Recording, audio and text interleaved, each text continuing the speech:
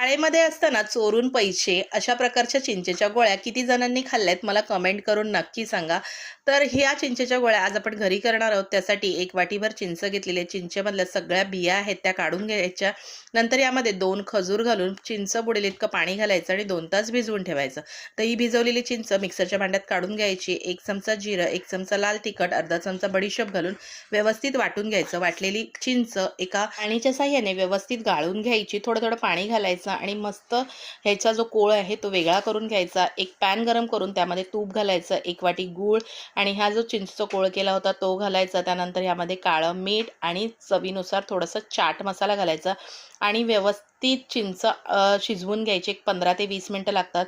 त्यानंतर ही चिंच थंड करून घ्यायची आणि ह्याचे असे छोटे छोटे गोळे करून पिठी साखरेमध्ये घोळून आपल्या ह्या मस्त चिंचेच्या गोळ्या तयार आहेत. तर कशी वाटली रेसिपी नक्की कमेंट करून सांगा.